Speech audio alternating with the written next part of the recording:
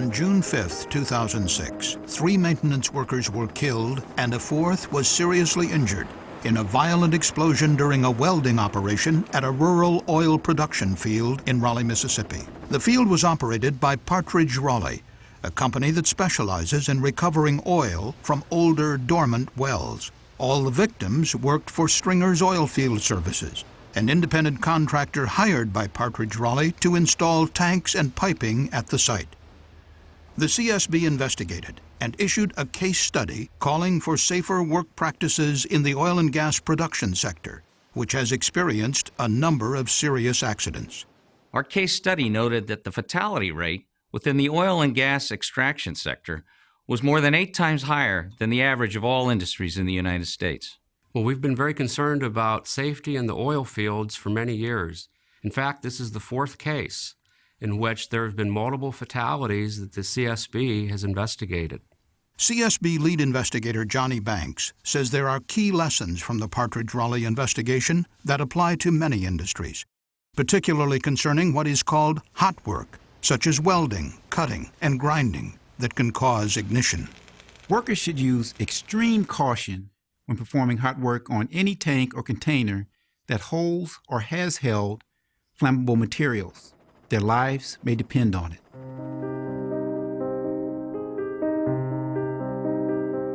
The following animation shows how unsafe work practices and a lack of training led to a tragic loss of life at the Partridge Raleigh oil field. The oil field had 4 tanks.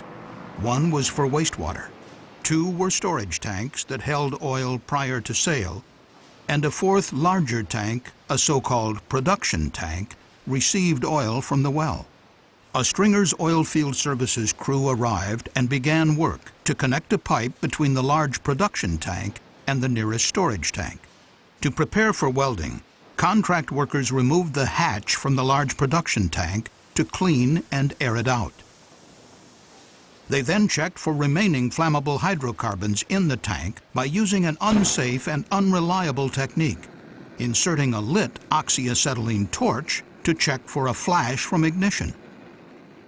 The big tank was in fact empty, but crude oil remained inside one of the storage tanks, warming under the morning sun. Unseen by the workers, flammable vapor from the crude oil was flowing from that tank into the other storage tank through an overflow line, and then out into the atmosphere through an uncapped 3-inch pipe. This open pipe end was just 4 feet away from where they planned to weld. In order to provide a platform for the welder, a ladder was placed horizontally between the 2 tanks. To stabilize the ladder, 2 workers stood on top of one end. A foreman observed the work from atop the production tank. The welder, who was perched on the ladder but wore a safety harness secured to the tank, began by making 2 small welds to a pipe fitting. Sparks showered from the welding process, igniting the flammable vapor that was escaping from the open pipe end. Flames flashed back through the open pipe into the storage tank, causing an explosion which blew off the tank lid and the ladder that 3 of the workers were standing on. Flames shot through the overflow pipe into the next tank, causing an even more violent explosion from the flammable hydrocarbons inside and blowing its lid off as well. The first tank lid flew a distance of 50 feet. The other traveled 750 feet through the air. 2 workers that were standing atop tank number 3 and 1 that was standing atop tank number 4 were blown off by the force of the explosion. They suffered fatal injuries as a result. Only the welder, who had been wearing a safety harness, survived, but he suffered a broken hip and ankle. The CSB investigation identified several unsafe work practices that contributed to the likelihood or severity of this accident. Prior to welding, workers only tested for the presence of hydrocarbons by inserting a lit acetylene torch into the production tank. Not only is this dangerous, but it's not a good way to check for flammable vapors. The workers did not use a flammable gas detector to test for vapor, which could have warned them that dangerous vapor was flowing out of the open pipe near where they planned to perform welding. Another unsafe practice was not capping the open pipe, especially important since all the tanks were interconnected. and one contained a significant amount of crude oil.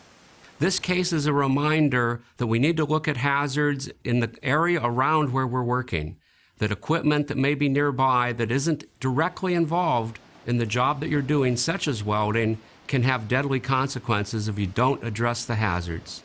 The CSB report also noted that the use of a makeshift work platform, the ladder braced by workers standing on top of the storage tank, unnecessarily put these two men in harm's way. They died when they fell from the exploding tank. The American Petroleum Institute, the National Fire Protection Association, and other organizations provide guidelines for safely performing hot work. Safe practices include issuing written hot work permits, ensuring work is performed only by trained personnel who understand the hazards, isolating areas where hot work will be performed from piping or tanks that contain flammable or combustible liquids by installing caps, blinds, or other physical devices, and using a gas detector to test for a flammable atmosphere before and during work. Oilfield work can be extremely hazardous, and that's why training and procedures to do jobs such as hot work and welding are absolutely essential to avoid tragedies like the one in Mississippi. The CSB found that neither Partridge Raleigh nor its contractor, Stringer's Oilfield Services, followed OSHA requirements for burning and welding operations. The accident could have been prevented if these OSHA regulations had been followed. Although OSHA implemented a special emphasis program to inspect oil fields in several other key states, in the 5 years preceding the Partridge Raleigh accident, OSHA did not conduct any planned inspections of the more than 1,000 oil fields in Mississippi.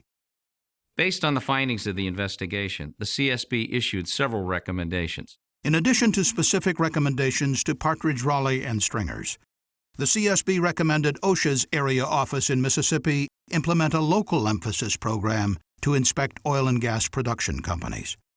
And the CSB recommended that the Mississippi State Oil and Gas Board, a regulatory agency, establish a program to identify and report unsafe oil field conditions to OSHA.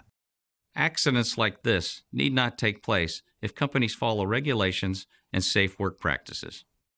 For more information on the Partridge Raleigh accident, please visit our website at csb.gov.